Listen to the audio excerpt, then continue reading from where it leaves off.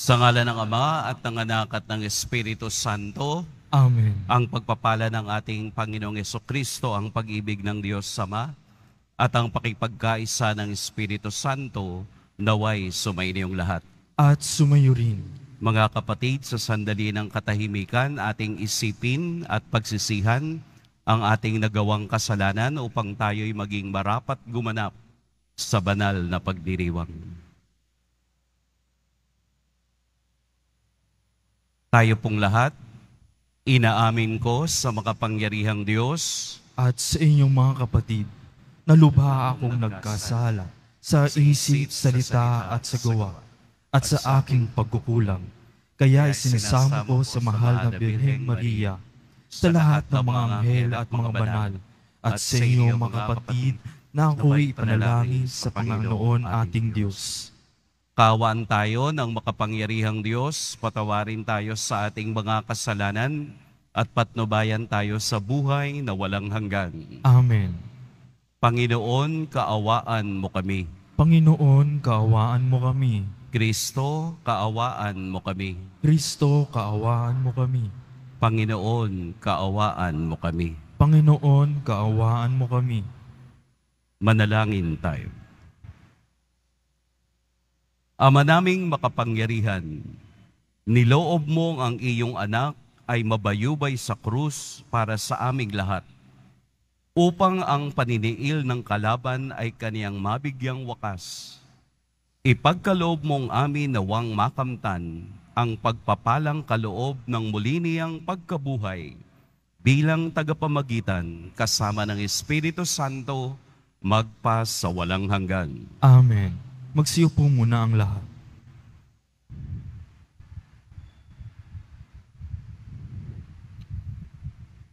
Pagbasa mula sa mga gawa ng mga apostol.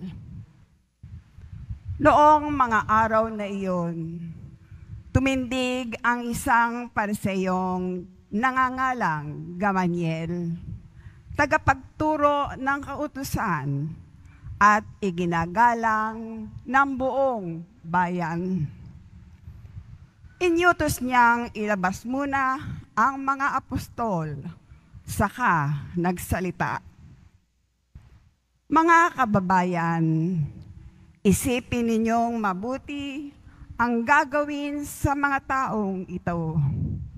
Hindi pa nagtatagal na lumitaw si Teudas, na nagpanggap na isang dakilang pinuno at nakaakit ng may 400 tagasunod. Ngunit nang mapatay siya, nagkawatak-watak ang mga tauhan niya at nauwi sa wala ang kilusan. Pagkatapos, lumitaw naman si Judas na taga Galilea noong panahon ng pagpapatala at nakaakit din ng maraming tauhan. Nang mapatay siya, nagkawatak din ang mga tagasunod niya. Kaya't sinasabi ko sa inyo, huwag ninyong pakialaman ang mga taong ito. Hayaan ninyo sila. Kung ang kanilang panukala o pagpupunyaging ito'y mula sa tao, ito'y mabibigo. Ngunit kung mula sa Diyos, hindi ninyo ito masasansala at lilito pang lumalaban kayo sa Diyos. Napahinuhod sila sa payo ni Gamaliel.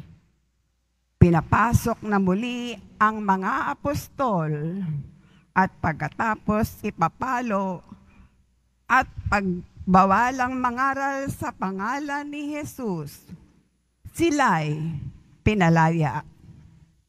Galak na galak nang umalis ang mga apostol sa harap ng Sanhedrin, sapagkat minarapat ng Diyos na sila'y malagay sa kahihiyan alang-alang sa pangalan ni Jesus. At araw-araw, nagpupunta sila sa templo at sa mga tahanan at dooy nagtuturo at nangangaral tungkol kay Jesus ang Kristo. Ang salita ng Diyos. Salamat sa Diyos.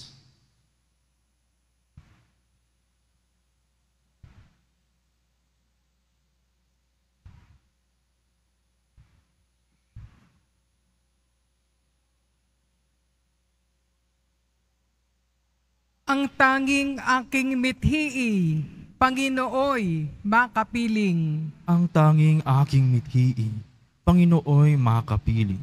Tanglaw ko'y ang poon, aking kaligtasan. Kaya walang takot ako kanino man. Sa mga panganib, kaniyang iingatan. Kaya naman ako'y walang agam-agam. Ang tanging aking mithi, Panginooy makapiling. Isang bagay lamang ang aking mithiin.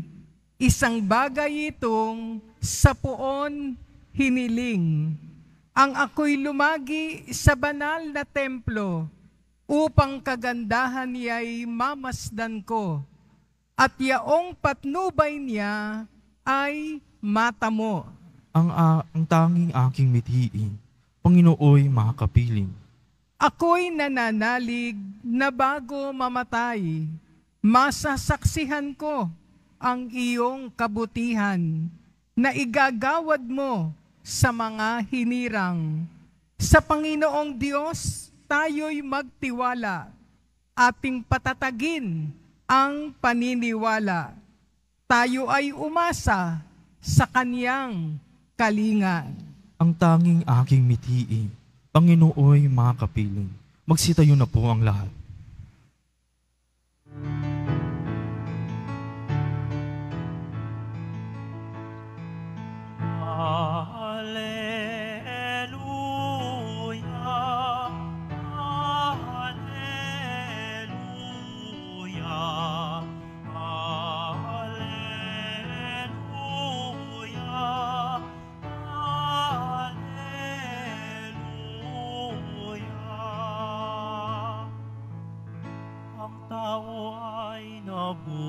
Nabubuhay sa salita ng may kapal, ang pagkain kanyang bigay. Alleluia, Alleluia,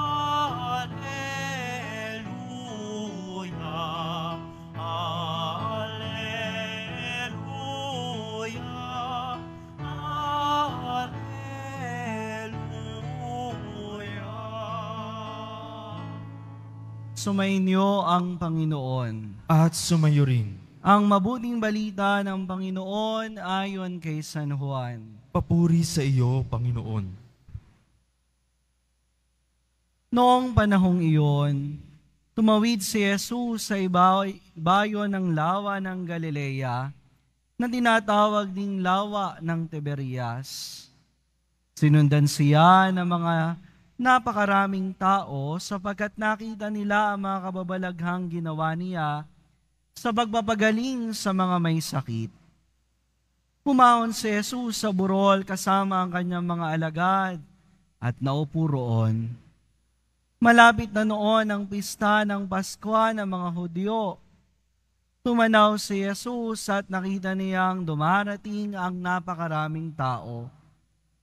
Tinanong niya si Felipe, "Saan tayo bibili ng tinapay upang makakain ang mga taong ito?"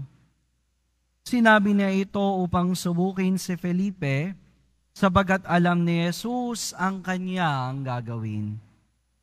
Sumagot si Felipe, "Kahit na po halagang 200 denaryong tinapay ang bilhin ay di sasapat para makakain ng tika-kaunti ang mga tao." Sinabi ng isa sa kanyang mga alagad, si Andres na kapatid ni Simon Pedro, mayroon po ritong isang batang lalaki na may dalang 5 tinapay na sibada at 2 isda. Ngunit gaano ito sa ganyang karaming tao? Paupuin ninyo sila, wika ni Jesus. Madamo sa lugar na iyon, umupo ang lahat, humigit kumulang sa 5,000 ang mga lalaki. Kinuha ni Jesus ang tinapay at matapos magpasalamat sa Diyos, ay ipinamahagi sa mga tao. Gayon din ang ginawa niya sa isda. Binigyan ang lahat hanggang sa gusto nila. At nang makakain na sila, sinabi niya sa mga alagad, tipunin ninyo ang lumabis para hindi masayang. Ngayon nga ang ginawa nila, at nakapuno sila ng 12 bakol. Nang makita ng mga tao ang kababalaghang ginawa ni Jesus, sinabi nila, tunay na ito ang propetang paparito sa sanlibutan.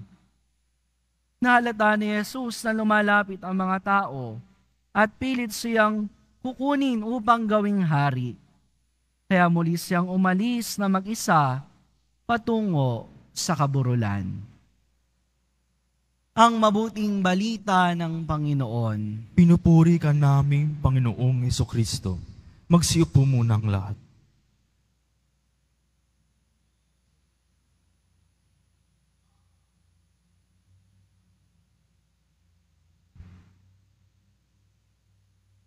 Sa ngalan po ng aking mga kasamang pari sa altar, si Father Mardy at saka si Father Jobari, na mula sa St. Polycarp Parish sa Cabuyao, Laguna, Diocese ng San Pablo, Laguna.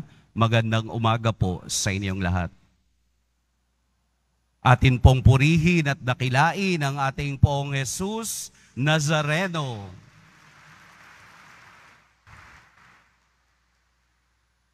Minsan may nagtanong sa akin, Father, bakit po hindi kayo nagbabanggit ng mga sitas kapag ikaw ay nag-homily? Isa lang po ang sagot ko. Kasi ang homily, hindi siya Bible study. Ang homily ay reflection tungkol sa gospel. Kung gusto po din niyo na kayo ay makarinig ng iba't ibang sitas o biblical verses, dadalo po kayo sa mga Bible studies. So para maunawaan natin ang Ebanghelyo ngayon, Bible study muna tayo. Ganito po yun. Nung kami po ay nag-aaral ng theology, meron po kaming subject na tinatawag na Synoptic Gospel. Yun pong Synoptic Gospel ay iyong pagtingin sa 3 ebanghelista sa kanilang paglalahad ng Ebanghelyo. O Bible study pa lang to ha, mahirap na. Sino-sino po yung kasama sa Synoptic Gospel? Ito po yung 3. Si Mateo, si Marcos, at si Lucas. Pag inaral po namin sila, sila po ay inilalagay namin in parallel form. Ibig sabihin, tinitingnan namin kung saan sila magkakapareho. Kaya po hiwalay naming inaaral ang Ebanghelyo ng 3 at hiwalay din po na inaaral ang Ebanghelyo ni San Juan, kung saan galing yung ating Ebanghelyo ngayon. Bakit po magkakaiba? Ganun po talaga. Malalaman nyo yan pag kayo ay nag-Bible study.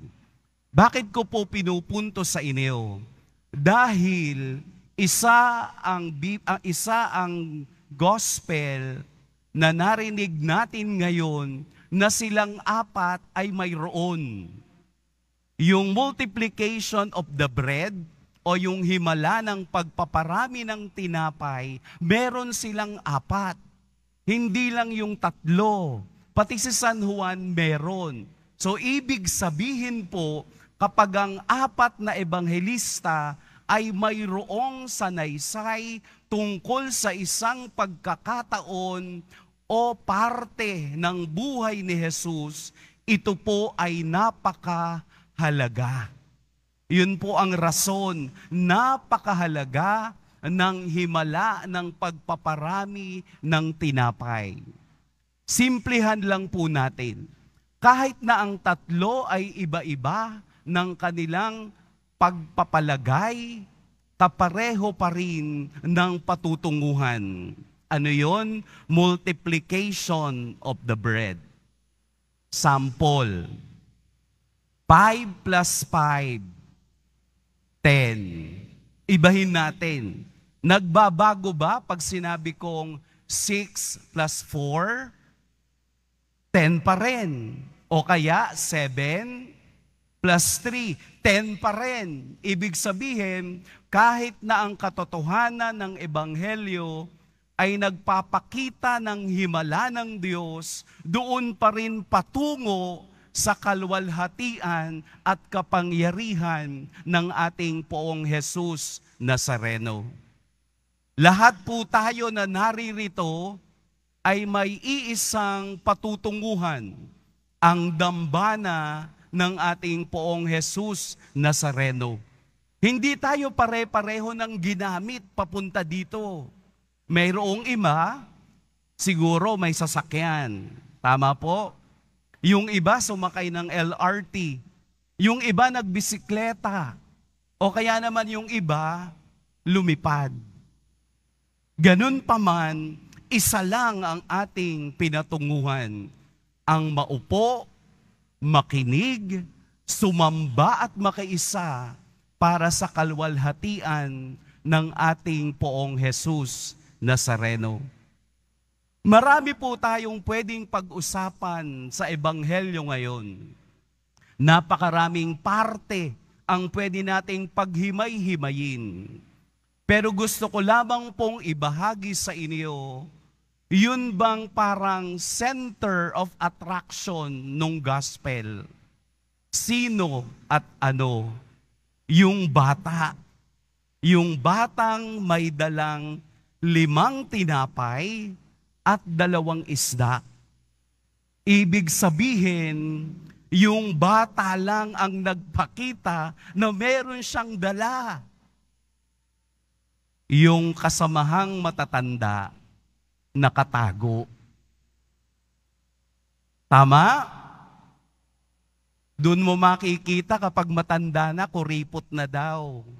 Hindi naman. Itong pagpapakita ng himala ng ating Poong Jesus Nazareno ay isang himalang atin ding nararanasan tuwing tayo'y nakikiisa sa banal na misa. Sapagkat ang himalang iyon ay tinatawag na prefiguring the Holy Eucharist.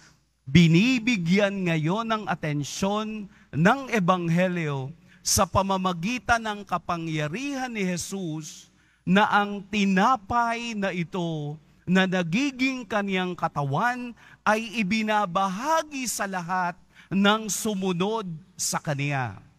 At tayong lahat ng naririto ay sumunod sa kaniya.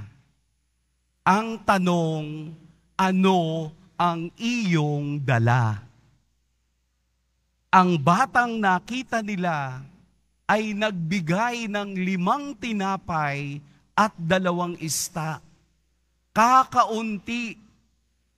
Pero anong sabi ni Jesus? Alam na ninyo ang nangyari. Sumobra, nakaipon pa ng napakaraming bakol. Maliit, pero napagkasya sa lahat. Ano po ang ibig sabihin nito? Na ang lahat ng bagay na ibibigay natin sa Diyos, kahit na maliit, ay nagiging biyaya para sa lahat. Walang maliit sa paningin ng Diyos. Walang malaki na palaging pupurihin.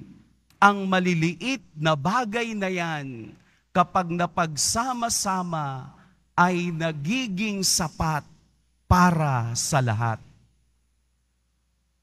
Kaya nga po, sa ating pagninilay sa Ebanghelyo. Anong maliit ang aking daladala? Hindi po ito tungkol sa pera. Kahit maliit na pananampalataya, maliit na pag-ibig, maliit na pag-unawa, maliit na pagpapatawad, maliit na pagtanggap, maliit na pagyakap, kapag ito'y pinagsama-sama natin, mararamdaman nating tayo nga ang tunay na sumusunod kay Jesus.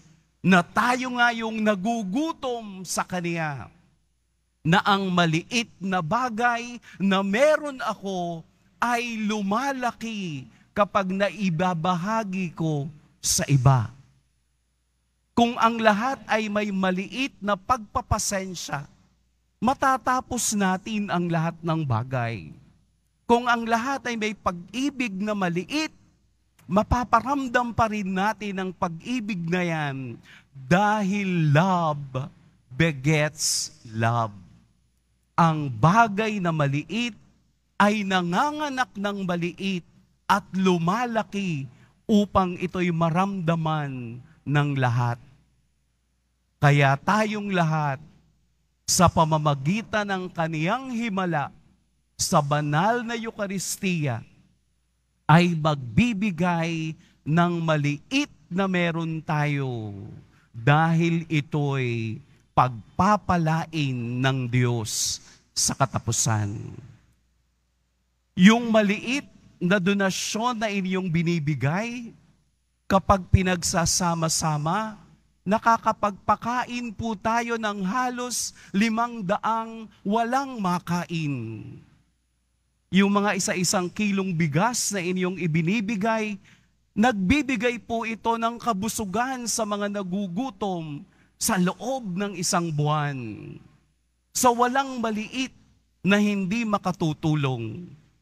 Ang mahalaga, kahit hirap ka, nagbibigay ka dahil hindi natin pwedeng pantayan ang pagmamahal at grasya ng Diyos.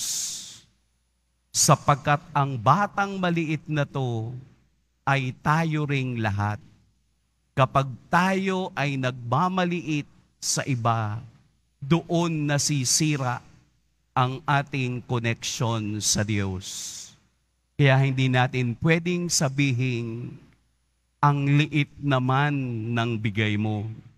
Sa Diyos, ang maliit na yan, pero galing sa puso, ay mas malaki pa kesa sa malaking ayaw magbigay.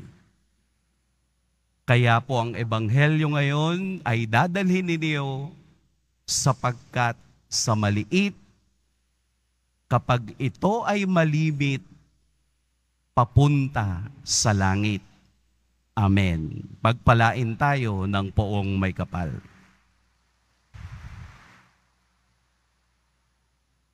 Magsitayo na po ang lahat. Minamahal kong mga kapatid, sa himala ng pagpapakain ng 5,000 tao, ipinakikita sa atin ng ating Panginoon na ibibigay ng Ama ang lahat ng ating mga pangangailangan. Hilingin natin sa Kanya ang lahat ng mabubuting bagay na maipagkakaloob niya sa atin. Panginoon, bigyan mo kami ng aming kakanin araw-araw. Panginoon, bigyan mo kami ng aming kakanin araw-araw. Ang mga pinuno ng simbahan, naway magpakita ng katulad ng pagkahabag na ipinamalas ni Jesus upang pakanin ang mga taong nagugutom. Manalangin tayo. Panginoon, bigyan mo kami ng aming kakanin araw-araw. Ang mga Kristiyano, naway tularan ang ginawa ng batang nagbahagi ng kanyang pagkain at magbahagi rin ng anumang maaaring makatulong sa mga nangangailangan. Manalangin tayo. Panginoon, bigyan mo kami ng aming kakanin araw-araw. Ang mga kabataan, Naway matagpuan si Kristo bilang tugon sa kanilang pagkauhaw at pagkagutom. Manalangin tayo. Panginoon, bigyan mo kami ng aming kakanin araw-araw. Ang mga may sakit, naway makatagpo ng tulong para sa kanilang katawan at kaluluwa mula sa mga nangangalaga sa kanila. Manalangin tayo. Panginoon, bigyan mo kami ng aming kakanin araw-araw. Ang mga yumaong mahal natin sa buhay, naway makasalo sa walang hanggang piging sa kaharian ng Diyos. Manalangin tayo. Panginoon, bigyan mo kami ng aming kakanin araw-araw. Mapagmahal na Ama, dinggin mo ang mga panalangin ng iyong bayang nagtitipon upang mag-alay at tanggapin ang handog na walang pagmamaliw, ang iyong anak na nabubuhay at naghaharing magpas sa walang hanggan. Amen. Magsiupo muna ang lahat.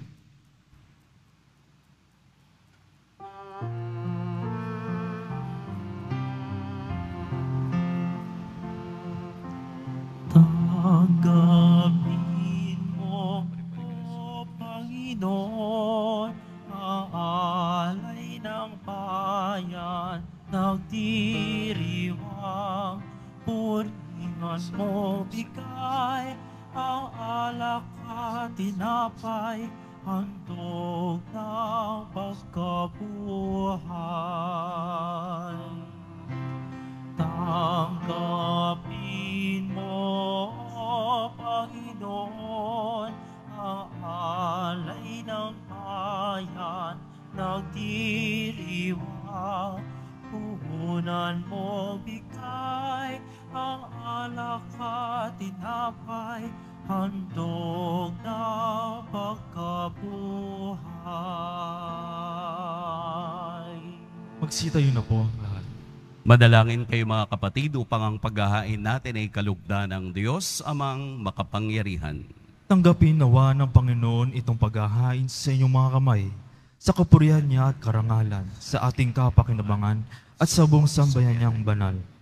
Ama naming lumikha, tanggapin mo at kalugdan ang mga alay ng iyong angkan, upang sa tulong ng iyong paglingap at pagsubaybay, ang bigay mo sa aming puhunan ay hindi masayang, kundi tumubo pa ng mga kaloob mong walang katapusan, sa pamamagitan ni Hesukristo, kasama ng Espiritu Santo, magpas sa walang hanggan. Amen. Sumainyo ang Panginoon. At sumayo rin. Itaas sa Diyos ang inyong puso at diwa.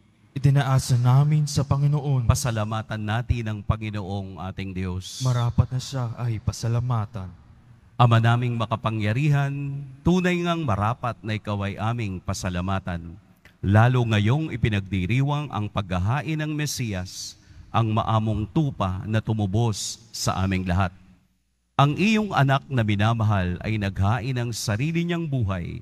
Siya ang tupang maamong umako sa kaparusahan upang mapatawad ang kasalanan ng sanlibutan. Sa pagkamatay niya sa banal na krus, ang kamatayan namin ay kanyang nilupig. Sa pagkamatay niya bilang manunubos, pag-asa at pagkabuhay ay aming nakamit. Kaya kaisa na mga anghel na nagsisiawit ng papuri sa iyo, nang walang humpay sa kalangitan, kami nagbubunyi sa iyong kadakilaan.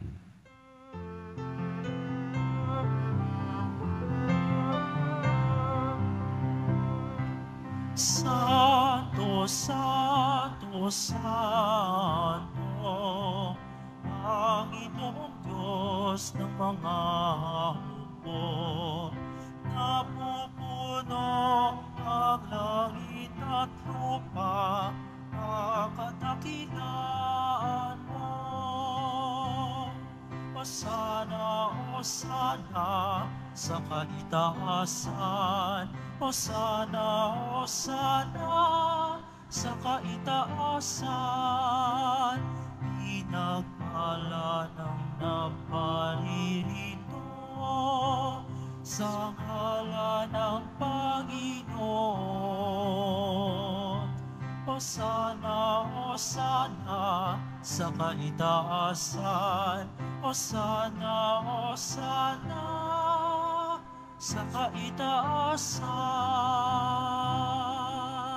Magsiluhod po ang lahat. Ama naming banal, ikaw ang bukal ng tanang kabanalan. Kaya't sa pamamagitan ng iyong Espiritu, gawin mong banal ang kaloob na ito upang para sa amin maging katawan at dugo ng aming Panginoong Heso Kristo. Bago niya pinagtiis ang kusang loob na maging handog, hinawakan niya ang tinapay, pinasalamatan kaniya, pinaghati-hati niya iyon, iniabot sa kaniyang mga alagad at sinabi, "Tanggapin ninyong lahat ito at kanin, ito ang aking katawan na ihahandog para sa inyo."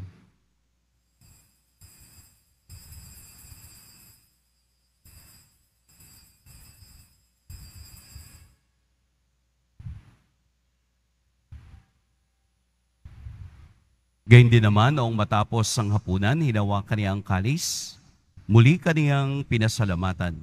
Inabot niya ang kalis sa kaniyang mga alagad at sinabi, "Tanggapin ninyong lahat ito at inumin, ito ang kalis ng aking dugo, ng bago at walang hanggang tipan, ang aking dugo na ibubuhos para sa inyo at para sa lahat, sa ikapagpapatawad ng mga kasalanan.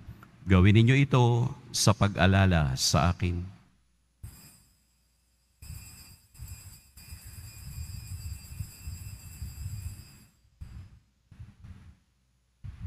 Magsitayo na po ang lahat. Ipagbunyi natin ang misteryo ng pananampalataya. Si Kristo'y namatay, si Kristo'y nabuhay, si Kristo'y babalik sa wakas ng panahon. Ama, ginagawa namin ngayon ang pag-alala sa pagkamatay at muling pagkabuhay ng iyong anak. Kaya't iniaalay namin sa iyo ang tinapay na nagbibigay buhay at ang kalis na nagkakaloob ng kaligtasan. Kami nagpapasalamat dahil kami iyong minarapat na tumayo sa harap mo para maglingkod sa iyo. Isinasamo namin kaming magsasalo-salo sa katawan at dugo ni Kristo ay mabuklod sa pagkakaisa sa pamamagitan ng Espiritu Santo. Ama, lingapin mo ang iyong simbahang laganap sa buong daigdig. Puspusin mo kami sa pag-ibig. Kay San Francisco na aming Papa, at ni Jose na aming obispo at ng tanang kaparian. Alalahanin mo rin ang mga kapatid naming nahimlay nang may pag-asang sila'y muling mabubuhay, gayon din ang lahat ng mga pumanaw. Kaawaan mo sila at patuloyin sa iyong kaliwanagan. Kaawaan mo at pagindapatin kaming lahat na makasalo sa iyong buhay na walang wakas. Kaysa ng mahal na Birheng Maria, Ina ng Diyos, ng kabiyak ng puso niyang si San Jose, kaysa ng mga apostol, ni San Juan Bautista, at ng lahat ng mga banal na namuhay dito sa daigdig ng kalugod-lugod sa iyo, may pagdiwang nawa namin ng pagpupuri sa ikararangal mo sa pamamagitan ng iyong anak na aming Panginoong Hesu Kristo.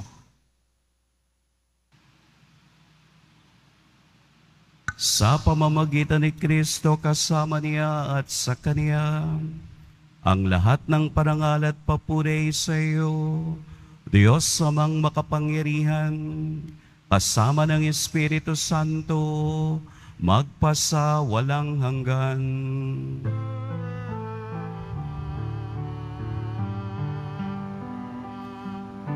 Amen, amen, amen.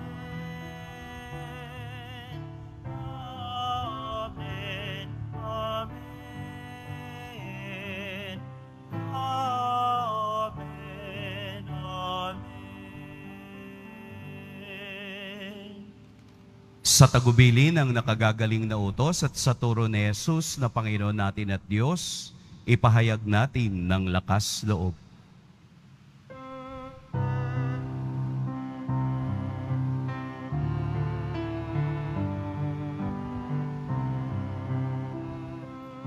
Ama namin, sumasalangit ka, sambahin ngalan mo, mapasamin ang kaharian mo, sundin ang loob mo, ito sa lupa para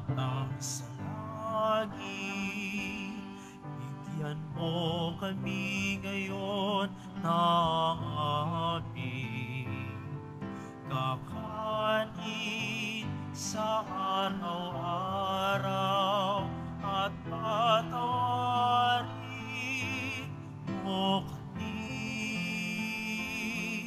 sa aming mga kasala para na magpapatawad namin sa nagkakasala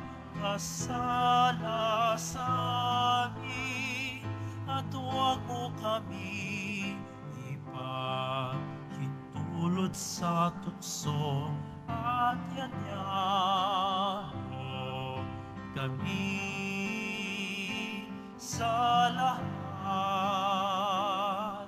ng masama.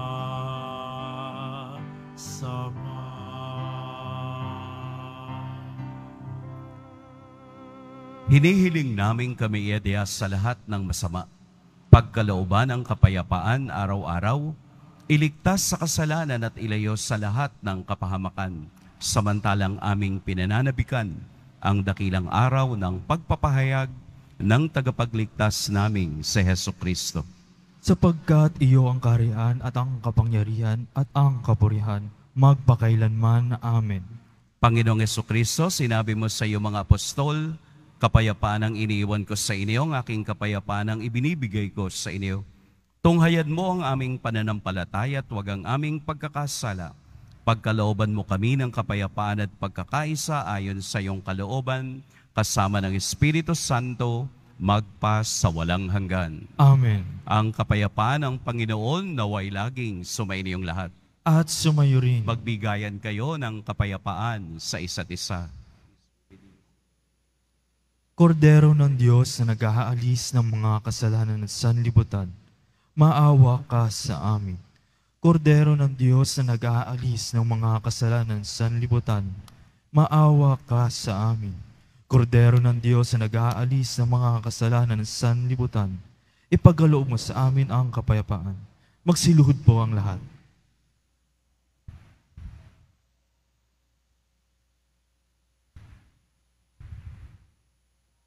Narito si Jesus, ang ating tunay na himala. Ito ang kordero ng Diyos. Ito ang nag-aalis sa mga kasalanan ng sanlibutan. Mapapalad ang inaanyayahan sa kaniyang piging. Panginoon, hindi ako karapat-dapat na magpatuloy sa iyo. Ngunit sa isang salita mo lamang ay gagaling na ako.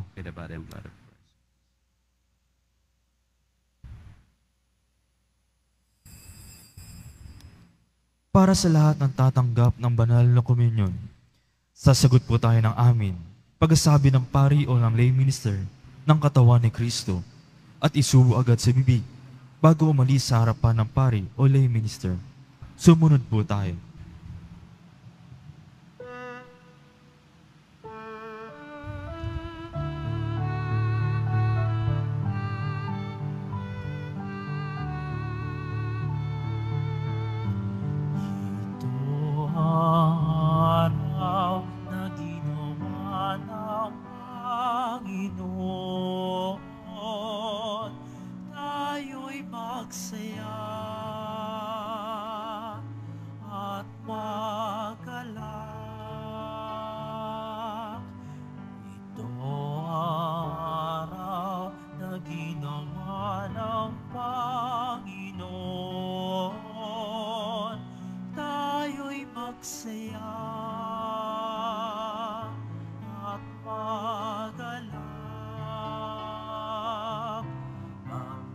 Salamat kayo sa Panginoon.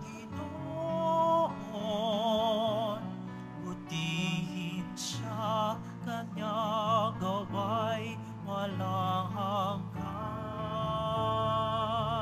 Sabihin ng sambayan ng Israel.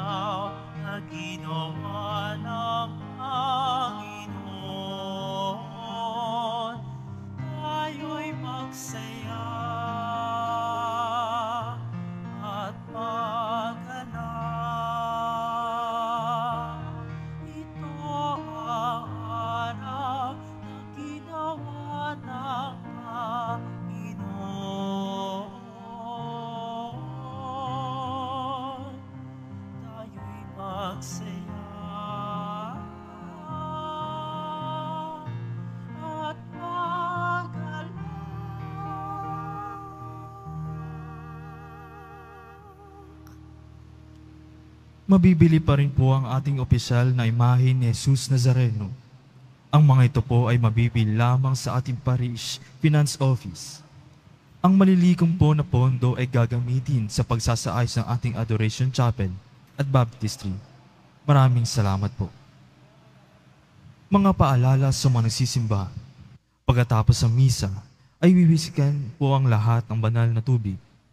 Pinakikiusapan ang lahat na manatili lamang muna sa inyong mga lugar. Tanging ka sa Quezon Boulevard o sa Plaza San Juan lamang ang labasan ng lahat. Sumunod po tayo. Maraming salamat po sa inyong pagdalang at pagsimba sa Basilica Minor at Pambansang Dambana ni Jesus Nazareno. Magsitayo na po ang lahat. Manalangin tayo. Ama naming mapagmahal, ipagpatuloy mo ang iyong matapat na pagsubaybay sa iyong mga dinulutan ng kaligtasan upang ang mga ipinagpapakasakit na sagipi ng iyong anak ay makinabang sa pagkabuhay niyang nagbibigay galak. Sa pamamagitan niya, kasama ng Espiritu Santo, magpa sa walang hanggan. Amen. Sumainyo ang Panginoon. At sumayo rin. Yumuko kayo para sa pagbabasbas. Mahal na poong Jesus Nazareno, inihayag mo sa pamamagitan ng krus ang walang maliw na pag-ibig ng Diyos sa sangkatauhan. Pakinggan mo po ang kahilingan ng iyong angkan na nagsusumamo sa iyo. Makamtanawa nila ang iyong katugunan at tanggapin ang kasagutan na may utang na loob na tinatanaw. Basbasan din po ninyo ang mga daladala nilang mga imahen at dasalan. Sa pamamagitan ng bendisyon na ito, naway maalala nila ang mga pangako nila noon sa biniyag, na ikaw ang kanilang iibigin at paglilingkuran bilang Panginoon, magpas sa walang hanggan. Amen. Inaanyayahan ko din po ang aking mga kapatid na pari na bigyan din po kayo ng bendisyon sa pagsabay sa akin. At pagpalain kayo ng makapangyarihan at mapaghimalang Diyos, ang Ama at Anak at Espiritu Santo. Amen. Tapos na ang ating pagdiriwang, humayo kayong taglayang kapayapaan ng poong Jesus Nazareno. Salamat sa Diyos.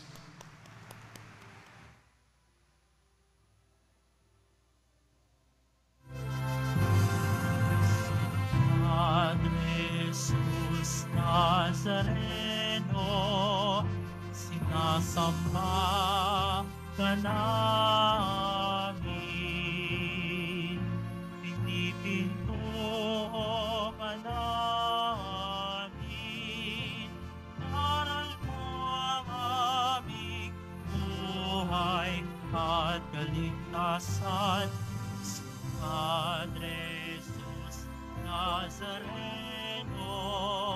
Iligtas mo kami sa kasalanan, ang gustong pinapatayan ay sagisang ng